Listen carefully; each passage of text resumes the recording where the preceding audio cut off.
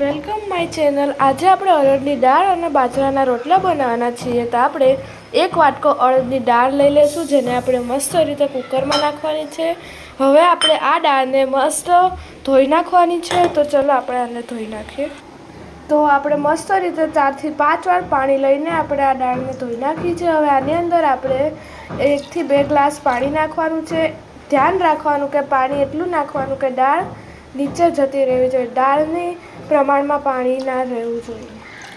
તો આપણે આ મસ્ત પાણી નાખી દીધું છે। હવે આપણે આને બાફી લઈશું।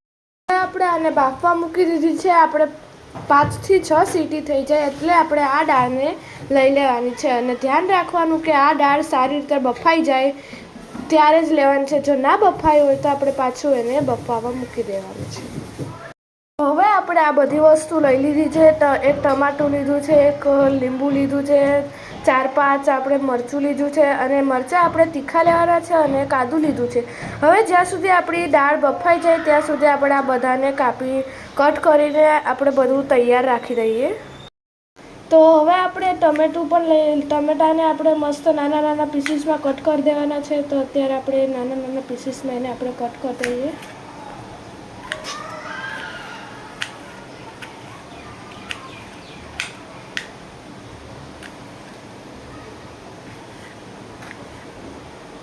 તો અમે આમાં પહેલાં લીમડો લીધો છે, પછી મસ્તના મરચાં લીધા છે, જેને અમે તીખા મરચાં લેવાના છે, અને ટમેટાને મસ્ત કટ કરી દીધા છે નાના નાના પીસીસમાં। અને અમે ઘરે લસણની ચટણી બનાવીએ છીએ, તો અમે લસણની ચટણી પણ લીધી છે, અને તમે આ લસણ પણ લઈ શકો છો। અને અમે આ આદું લીધું છે, અને આ છે આપણું લેમન અને એનો રસ છે।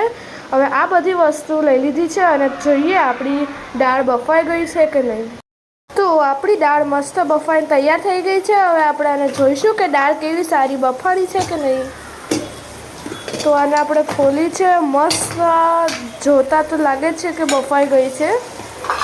મસ્ત રીતે આપણી દાળ બફાઈને તૈયાર થઈ ગઈ છે। હવે આપણે દાળ બફાઈ ગઈ। હવે આપણે આ દાળને વઘારવાની છે।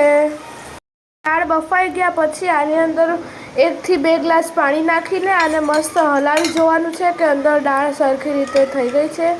હવે આપણે આને વઘારવાનું છે। હવે આપણે આને વઘારમાં આપણે 3 જેટલા પાવડા તેલ નાખવાનું છે।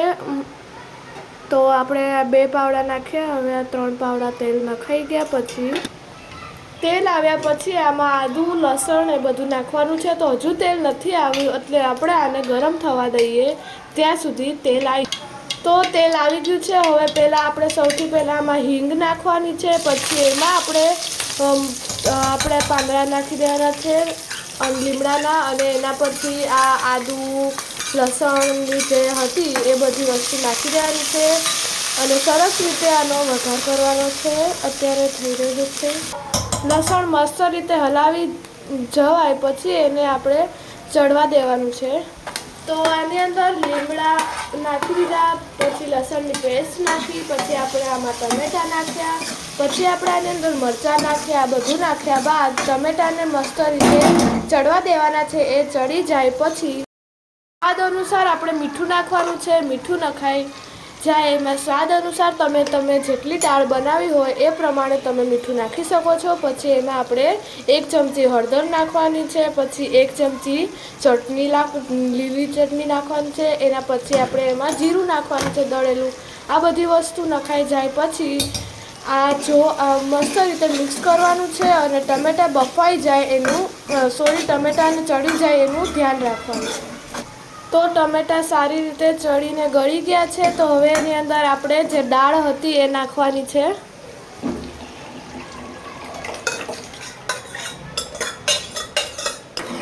દાળ નખાઈ જવાય પછી એને સારી રીતે મિક્સ કરવાનું છે, અને મિક્સ થઈ ગયા બાદ દાળને હલાવતી રહેવાની છે, જેથી તે નીચે બેસી ન જાય તેનું ધ્યાન રાખવાનું।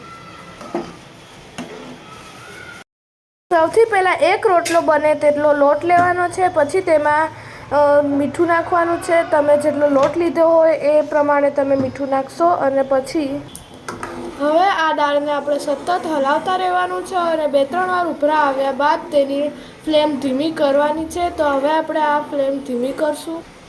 ફ્લેમ ધીમી કરી દીધી છે અને તેમાં આપણે એક ફાળો લીંબુનો રસ નાખવાનો છે અને તેને મસ્ત હલાવવાની છે. સતત હલાવતા રહેવાનું છે કે તેથી તે બેસી ના જાય નીચે. આપણી દાળ બનીને તૈયાર છે. હવે આપણે બાજરાના રોટલા બનાવીશું. આપણે કાથરોટમાં જે આપણે લોટ લીધો હતો, હવે આપણે બાજરાના રોટલા બનાવીશું અને ફ્લેમ ઉપર આપણે તાવડીને ગરમ થવા મૂકી દીધી છે. આની અંદર આપણે થોડું પાણી નાખીને સરખી રીતે મિક્સ કરવાનું છે. તેમાં થોડું પાછું પાણી નાખવાનું છે. થોડું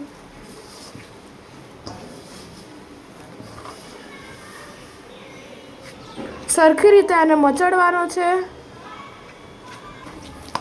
સરખી રીતે આને મચડી નાખવાનો છે.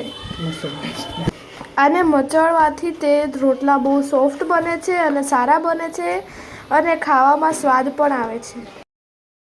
મસ્ત રીતે આવી રીતે ગોળ કરી નાખવાનો છે. હવે મમ્મી આ રોટલાને ટીપશે તો આપણે જોઈએ રોટલો કેવી રીતે ટીપે છે. આ રીતે આવું કરવાનું છે 2 હાથે.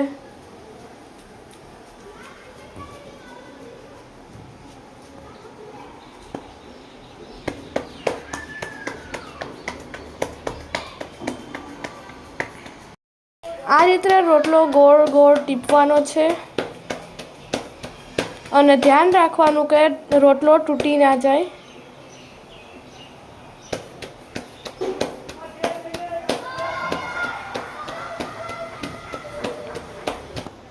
રોટલો મસ્ત રીતે ટીપાઈ ગયો છે. હવે એને આપણે તાવડીમાં નાખીશું.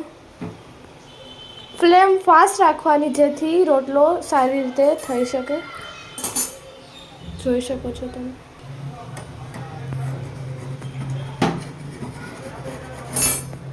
આ રીતે ચેક કરવાનું છે કે સરખી રીતે ઉખડી શકે છે ને. બધી સાઈડથી રાઉન્ડ ફેરવવાનું છે અને આને આપણે ઉઠલાવી લેવાનો છે. આ રીતે તમે જોઈ શકો છો કેવો મસ્ત આપણો કાઠિયાવાડી રોટલો બની રહ્યો છે. રોટલો ચડે છે. હવે આપણે આને એકવાર ઉઠલાવીને જોઈશું કેવો મસ્ત રીતે ચડી ગયો છે રોટલો. તો હવે આપણે આ રોટલાને એકવાર ઉઠલાવીને જોઈએ તો મસ્ત રીતે ફૂલીને આપણો આ રોટલો તૈયાર થઈ ગયો છે. આપણું કાઠિયાવાડી બાજરાના રોટલા અને અડદની દાળ સાથે પાપડ અને ડુંગળી તૈયાર છે. તો તમે એકવાર આ રેસીપી ટ્રાય કરજો. તમને આ રેસીપી ખૂબ ગમશે અને અમારી ચેનલને લાઈક, સબસ્ક્રાઈબ અને શેર કરજો.